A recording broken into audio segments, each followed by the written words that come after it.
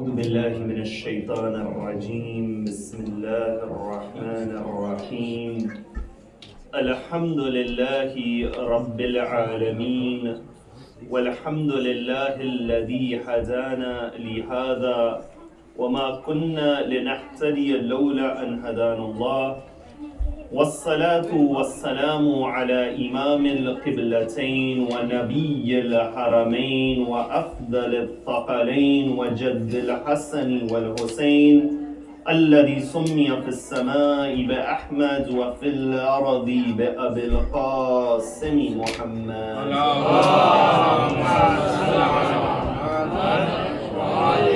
وعلى أهل بيته الطيبين الطاهرين المعصومين الصادقين المنتخبين والذين ذهب الله عنهم الرجس وطهرهم تطهيرا.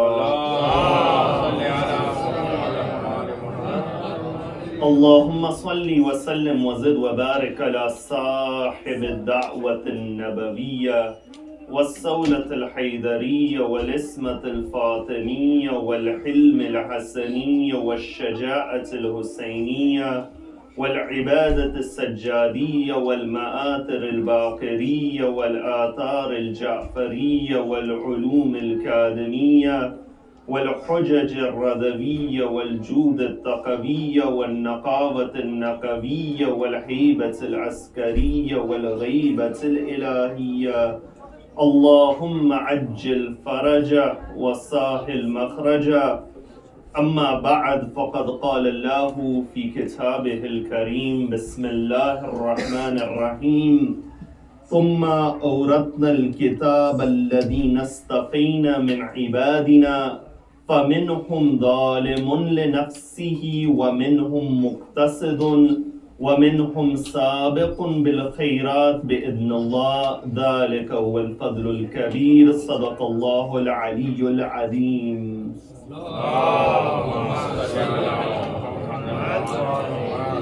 For the love of Ahlul Bayt alayhim as-salam, sallu ala Muhammad wa ali Muhammad. For the love of Imam al-Husayn in particular, a second salawat ala Muhammad wa ali. For the hastening of the reappearance of the master of our time, a louder salawat ala Muhammad.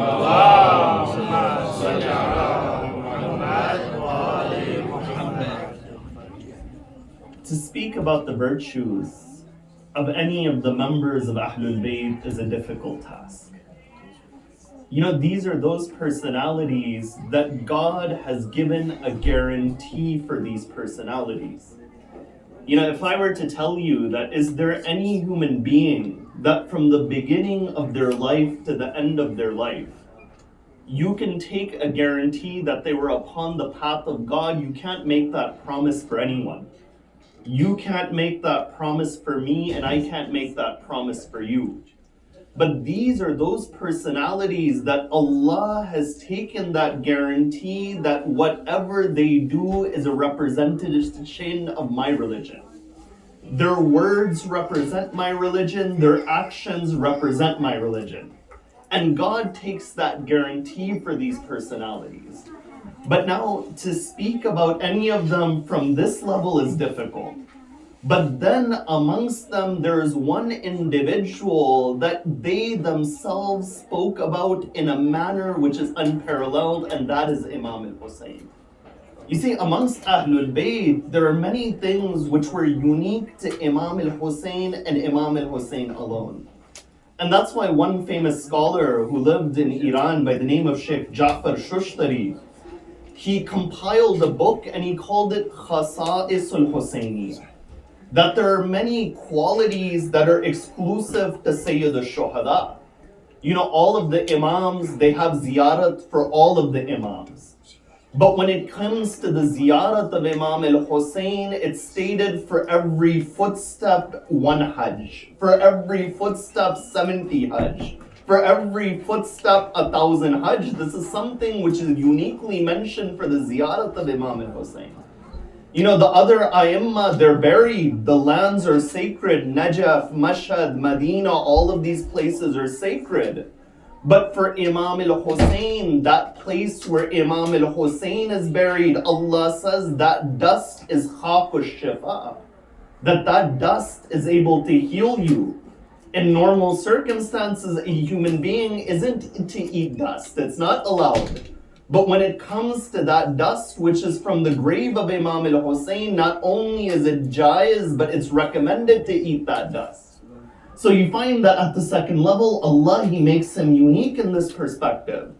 From the third level, we find that these personalities, yes, all of them have virtues, but they themselves say that if there is one member amongst us that is the fastest and easiest path to paradise, that member is Imam al-Husayn. You know, one day they asked Imam Ja'far al-Sadiq. And they said, oh Imam al-Sadiq, on one side your grandfather said, Matalu ahlil bayt fi ummati ka matali safinat Nuh. That your grandfather said that all of Ahlul Bayt are like the Ark of Nuh.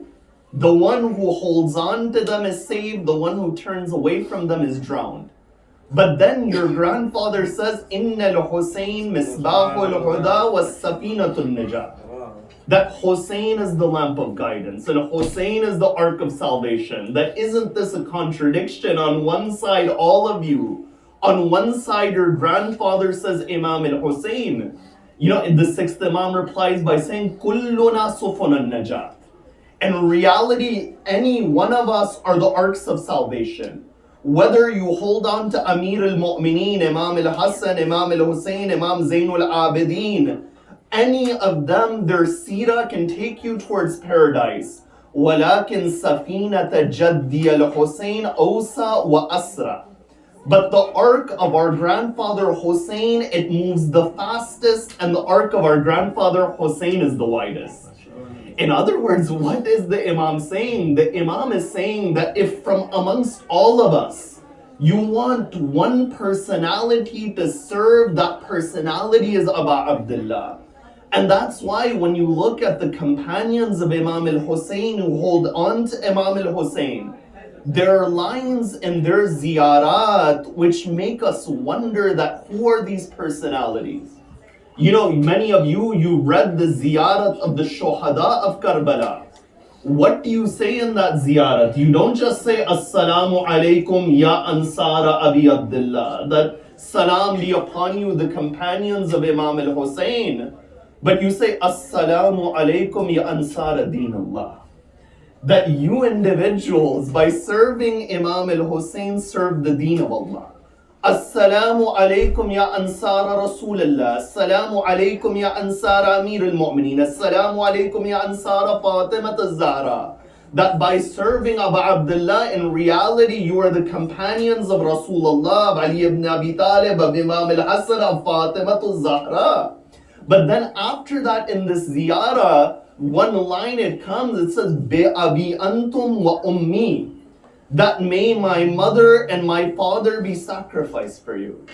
You know, for you and I to say, may my mother and our father be sacrificed for you, O companions of Imam al-Husayn, we can make that statement. But who gives us the ziyarat? This ziyarat is given to us by Imam al-Sadiq. And the father of Imam al-Sadiq is a ma'soom Imam, Imam Muhammad al-Baqir. Imam al-Sadiq is saying about the companions of Imam al-Husayn that may my mother and my father be sacrificed for you. طِبْتُمْ وَطَابَتِ الْأَرْضِ الَّتِي فِيهَا دُفِنْتُمْ. That not only are you blessed, but even that dust which your body it touches, even that dust is blessed. In other words, this ziyarat is saying that the land of Karbala, for it to be khaqu shifa, it wasn't just because of the blood of Imam al-Husayn that it becomes khaqu shifa, but it's because of these companions who were buried there as well. So you see, in what manner does Imam al-Husayn take a group of individuals and elevate them spiritually? You know, many of these individuals, they weren't with Imam al-Husayn when that journey it began. You know, Zuhair ibn al-Qayn was in the opposition party to Imam al-Husayn. that Zuhair ibn al-Qayn did not believe in the successorship of Imam Ali alayhi salam. But it's stated at one of these stations, as Zuhair is going, as Imam al-Husayn is going to Karbala, Zuhair happens to be going in the same direction. And at one of those halting stations, Imam al-Husayn says, "O Zuhair, that come towards me." Zuhair, he doesn't reply. But the wife of Zuhair says that the son of Fatima is calling you and you're not going. You know, history, no maktal records what that dialogue was. But what it records is that when Zuhair, he finishes that discussion with Imam al-Husayn, he says to his wife, "You're free to go, I am joining Aba-Abdillah." You see, this personality, he met Imam al-Husayn. Imam al-Husayn leaves from Medina on the 28th of Rajab. And he arrives in Makkah on the 3rd of Sha'ban. And you find that this personality, Zuhair ibn al-Qayn, he was only with the Imam for the final 4 or 5 months. But within that short amount of time with Aba-Abdillah, he is still one of those personalities about whom Imam as-Sadiq says, "Bi-abi antum wa ummi," that may my mother and my father be sacrificed for you. So you see, this is Imam al-Husayn.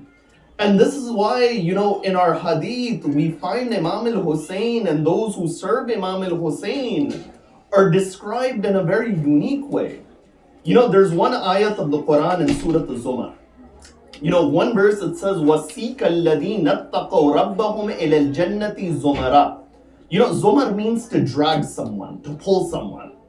One verse, it says that those individuals who have taqwa, who are fearful of God, who are conscious of God, they will be dragged into paradise. Now, another verse it says, وَسِيكَ الَّذِينَ كَفَرُوا إِلَى جَهَنَّمَ زُمَرًا. Another group will be dragged into the fire of hell. That makes sense, that naturally a person wouldn't want to go in towards the fire of hell. So they have to be dragged over there.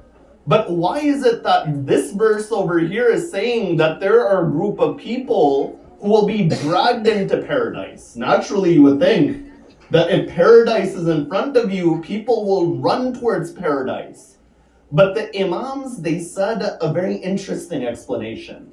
And in one hadith from the sixth Imam says that upon the day of judgment, there will be a group of individuals that before they go towards paradise, they'll ask Allah that, "Oh Allah, grant us the ziyarat of Imam al-Husayn."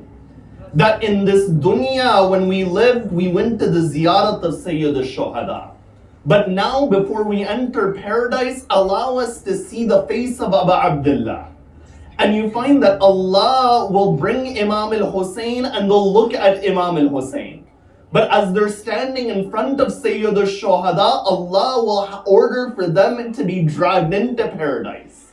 And you find that they will say that we were the servants of Husayn. So you find we have narration after narration which describes Imam al-Husayn in a unique manner. And to the extent that even when we look at the ziyarat that we have, even though there is a ziyarat for each Imam, there is no Imam that has as many ziyarat as Aba-Abdillah.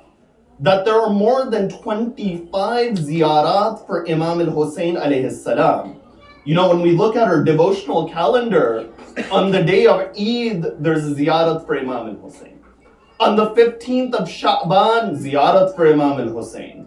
We find that on the day of Arafah, there's a ziyarat for Imam al-Husayn. That upon all of these various occasions, there is a different ziyarat for Imam al-Husayn alayhi salam. In other words, Allah reminds us time and time again. And the reason I say Allah reminds us is because these ziyarat were given by the Imams who were appointed by Allah. That Allah is reminding us time and time again, whether in happiness or sadness, make sure that you turn towards Karbala and you say, "Assalamu alayka ya Aba-Abdillah." Because this is that personality that if we are doing the ibadat and the worship of Allah, then you find to send salam upon him is appropriate. Because in these ziyarat, we say, "Assalamu alayka ya Aba-Abdillah." That, "Oh Husayn, You are the father of the servants of Allah. You see, a father's job is to nurture.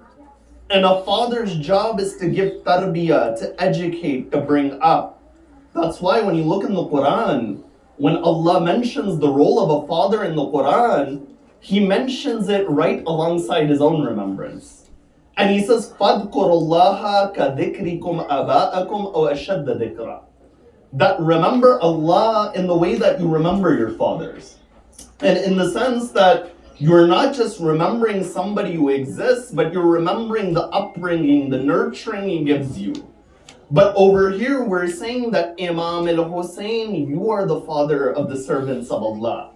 That if we truly understand ibadat, it is because of what we learn from what you did in Karbala that we understand ibadat. And when we look at your worship upon that day, we recognize how our worship, it falls short when we look at Imam al-Husayn. You see, even those companions of Imam al-Husayn, they had reached such a status that they had attained the stage of yaqeen and certainty in God.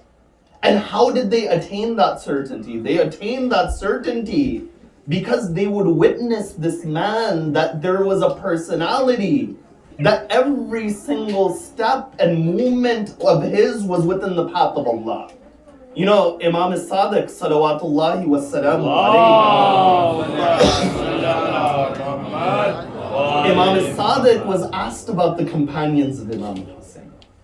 And you know what answer Imam Sadiq gives when he was asked about them? One individual, he comes and he says, أخبرني عن أصحاب الحسين وعن إقبالهم على الموت. He says that, tell me about the companions of Imam al-Husayn.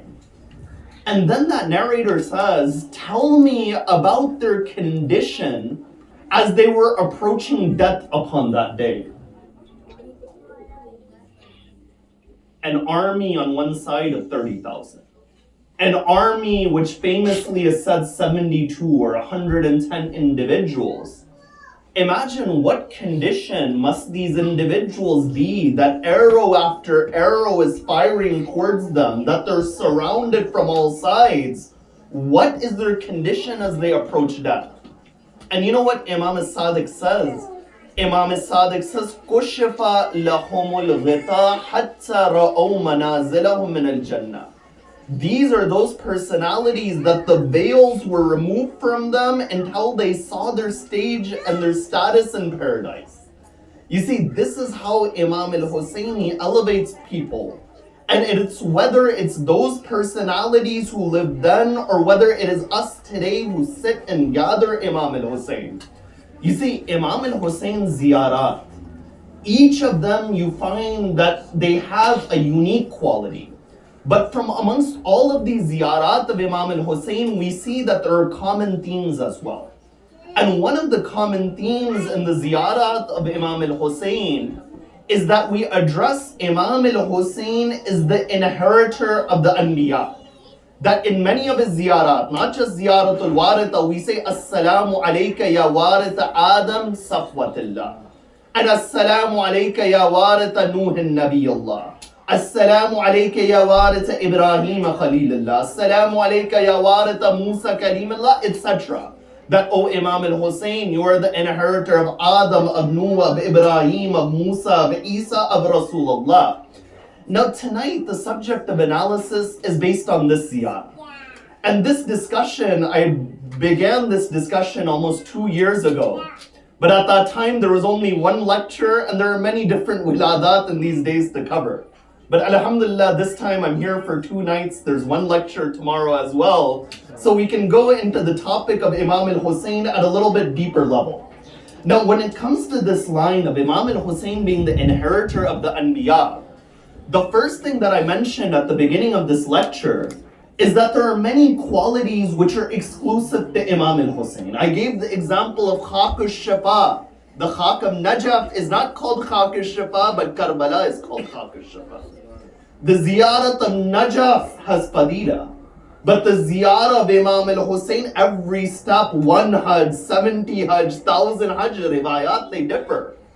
But you find when it comes to this line, Assalamu alayka ya warata Adam safwatillah, that, oh Husayn, you are the inheritor of the Anbiya, this is something which is found in the ziyarah of Imam Ali as well. And it's found in the ziyarat of the Imams of Qadmain, Imam al-Qadim and Imam al-Jawad alayhim as-salam as well. But now the question is that why do we associate this more so with Imam al-Husayn? And the reason we do that is because the riwayat themselves associated with Imam al-Husayn more than other Imams. You see, when we look at this line, this is repeated for Imam al-Husayn more than others. And what this goes to demonstrate for us is that we need to reflect on the ziyarat and the qualities which are mentioned within the ziyarat. You see, the ziyarat, it doesn't just say, Assalamu alayka ya warita Adam, ya warita Nuh, ya warita Ibrahim. What it does is it says Adam, it mentions the quality of Adam. It mentions Nuh, it mentions a quality of Nuh. It mentions Ibrahim, it mentions a quality of Ibrahim. It mentions Isa, Rasulullah, a quality of Isa and Rasulullah. You see, Ahlul Bayt, time and time again, they have mentioned that when you recognize us, you are not just falling in love with the name.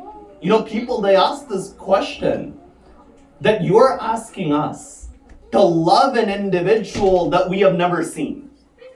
An individual who didn't live within our time period.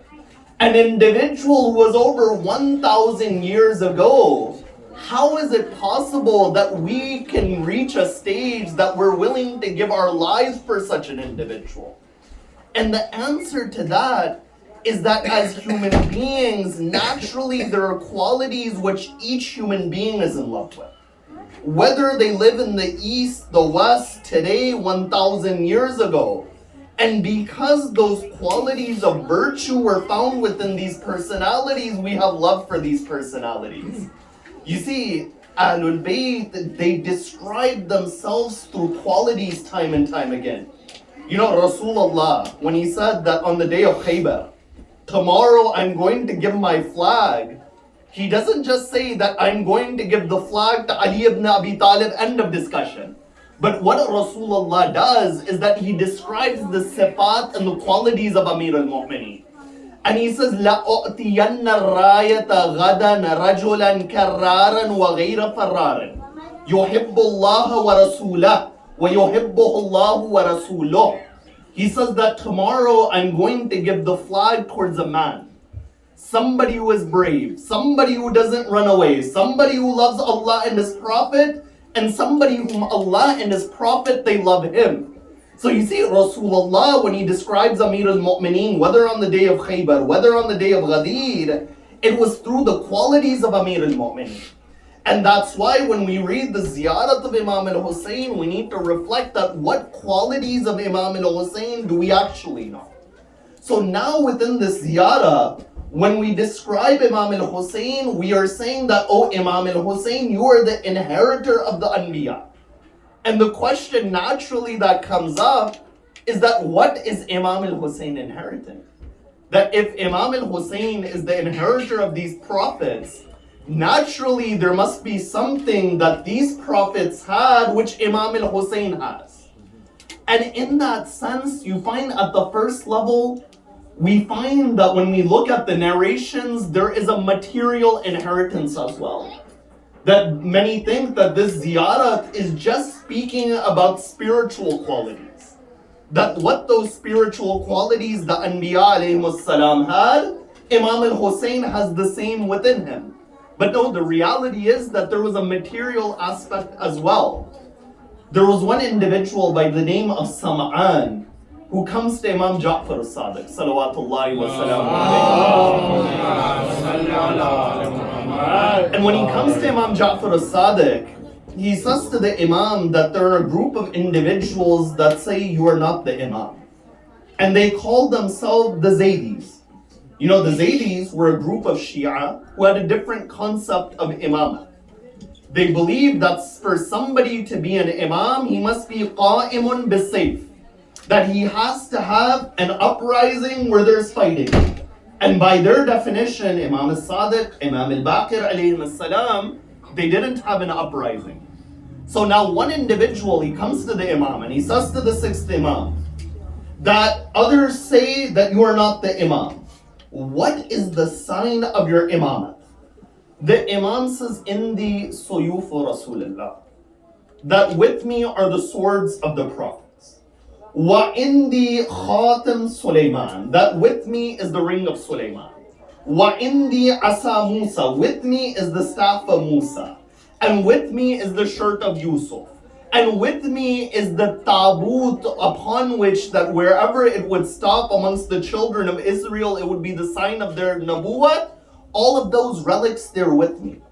So you find at the first level, when we say Assalamu alayka ya warat Adam safwatillah, Nuh Nabiyullah, Ibrahim Khalilullah, etc., we are saying that, O Imam al-Husayn, there is a connection between you and the Anbiya, that the legacy of each of these prophets was passed to you through your father Amir al-Mu'mineen, through your brother Imam al-Hasan, through Rasulullah, and it continues down through your lineage, O Imam al-Husayn. So you find this is the first level of the discussion. But now at the second level of the discussion, you find that the inheritance of Imam al-Husayn is much deeper than that. Because if we were to say that it is limited to just some sort of material objects which were given from the prophets, this doesn't necessarily show that there is a special quality with Imam al-Husayn. At the second level, we see that there is a spiritual inheritance, in the sense that all of the divine guides of Allah had certain qualities which were common within them.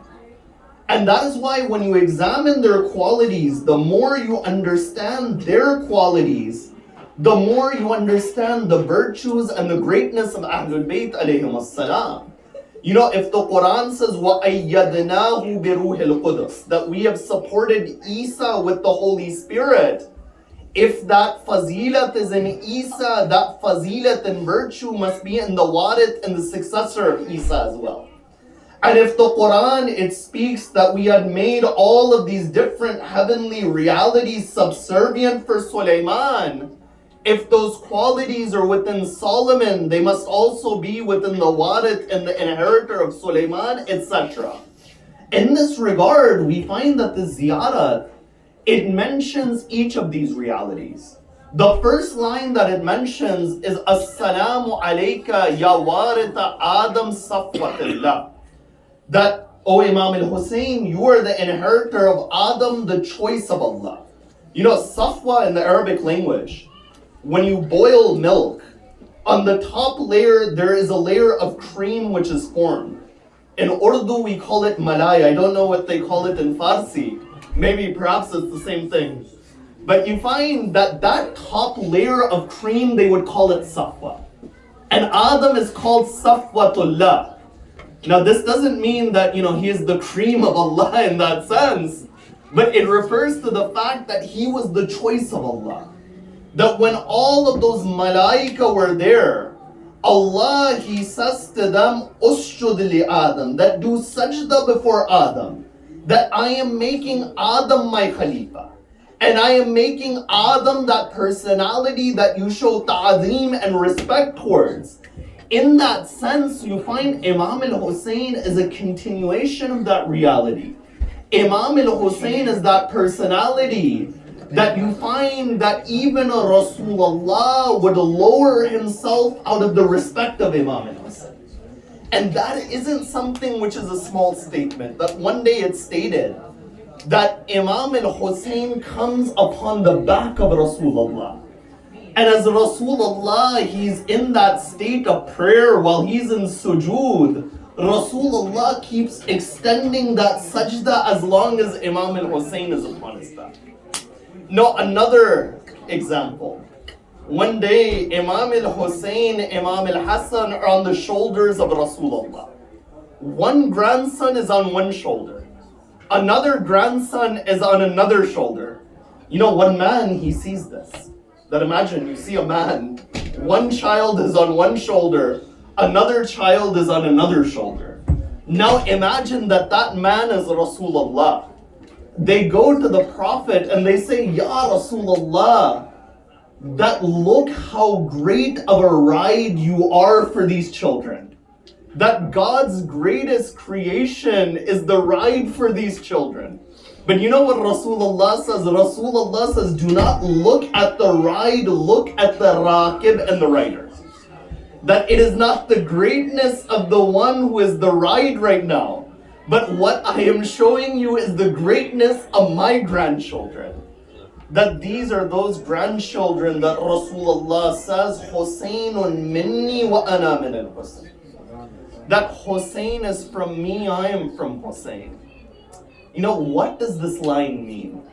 You know, there's one incident, there's a narration in Bihar al-Anwar. And this narration is a dialogue between Imam al-Husayn and Amir al-Mu'mineen. And Imam al-Husayn says to Amir al-Mu'mineen that, O Ali, O father, who is greater, you or I?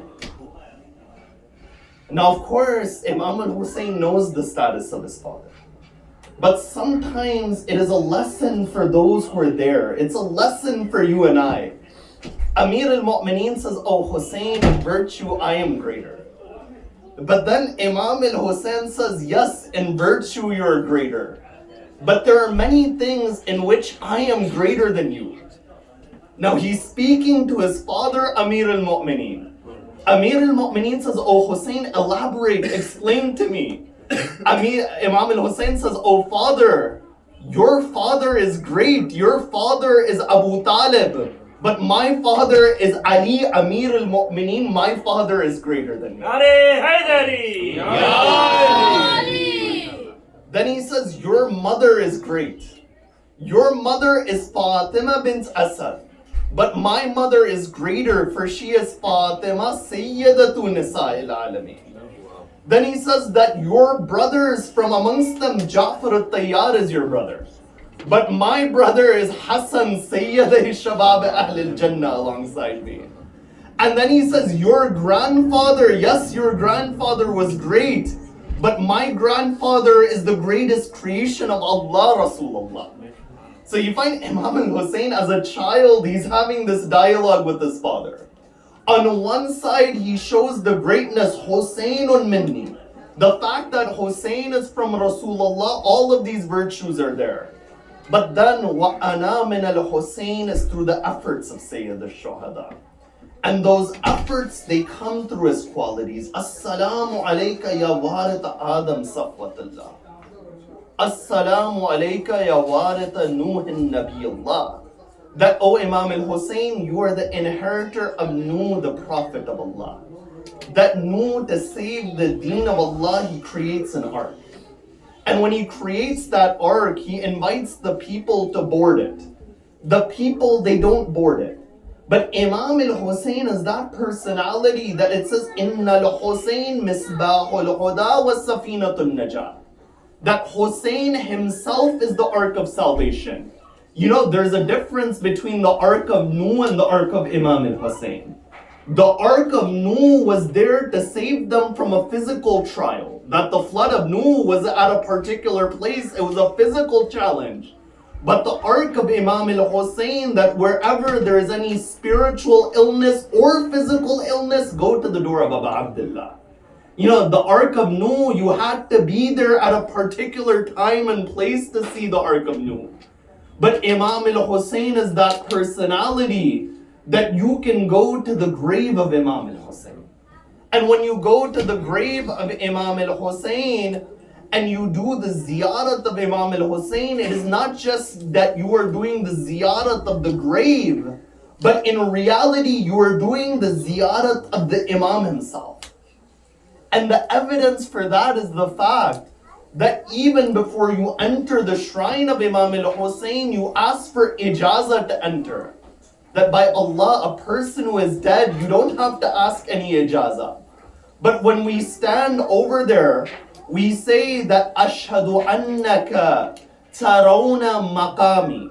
That you are those personalities that you see my maqam and my status. Wa tasma'una kalami. And whatever I am saying towards you right now, you are hearing it, you are aware of it. And in that reality, you find Imam al-Husayn is there. Then we say, Assalamu alayka ya warita Ibrahim Khalilullah. That, O Imam al-Husayn, you are the inheritor of Ibrahim, the friend of Allah. You know when Ibrahim was called Khalilullah? The narration, it says that one day, Allah, He tests Ibrahim. And He tests Ibrahim that as Ibrahim is walking by, he sees a young individual reciting a dhikr. And that dhikr is the dhikr Subbuhun Quddusun Rabbul Malaikati wa Ruh. That Allah is free from all defects. And He is the Lord of the angels, and that angel which is called Ar-Ruh Al-Qudus. So Ibrahim, he hears this dhikr. And he goes to that young man and he says to that young man that repeat it one more time, I want to learn it. That young man says, oh Ibrahim, it's gonna come at a price. You know, nothing in this world is free. And that price is all of these sheep that you have, give half of them towards me. You see, Ibrahim, there's certain things in this world which are priceless. A person who has a great affection for somebody, whether it's your child, a spouse, if you told me that give me all of the money in the world or that individual, they'll pick the person. But for Ibrahim, the remembrance of Allah was priceless. Ibrahim says, okay, half of this sheep, they go to you. Now repeat what you said. He said, Subbuhun Quddusun Rabbul Malaikati wa Ruh. Ibrahim says, no, I want to hear it one more time. He says, if I'm going to recite it one more time, the cost is the other half that's remaining. He gave half the sheep, now the cost is the other half. Ibrahim gives the other half, the man says, Subbuhun Quddusun Rabbul Malaikati wa Ruh. Even then, Ibrahim isn't satisfied. Ibrahim says, now I have nothing. But I want you to recite it one more time. The man, he thinks. And he says that if you dedicate your life as my servant, I'll recite it one more time. In other words, I want you to become a slave. Ibrahim says, I'll do it. At that moment, that young man says that I was an angel that was sent by Allah. And O Ibrahim, at this moment, because of your love for the dhikr of Allah, you are that one who is now known as Khalilullah, the friend of Allah. You see, Ibrahim was that personality that when he became Khalilullah, it was because of his love for the remembrance of Allah. But I say, O Ibrahim, you didn't remember Allah in the way Imam al-Husayn did on the day of Ashura. That when Ismail was being slaughtered, Ibrahim, there was a blindfold on your eye. And when Ismail was being slaughtered, you turned the cheek of Ismail away from you. But Imam al-Husayn is that personality when he picks up body after body, whether it was his son Ali Akbar, he would say, Allahumma taqabbal minna hadal Qurban. That, oh Allah, accept this sacrifice from me. So you see in that manner, that legacy of the Anbiya, it continues in Imam al-Husayn. And the reason all of those qualities they gather in Aba-Abdillah is because through his sirat, Imam al-Husayn on the day of Ashura demonstrated virtue like no one else. Because no one else was given a trial and a difficulty like Karbala. That Allah has stipulated to this individual that for my deen, for me, for my religion, this is what you need to do. And this is that Imam that at that moment he doesn't hesitate, he doesn't stop. He says that Allahumma anta thiqati fi kullika wa anta raja'i fi kulli shadda wa anta li fi kulli karbin nazala bi thiqatun wa udda.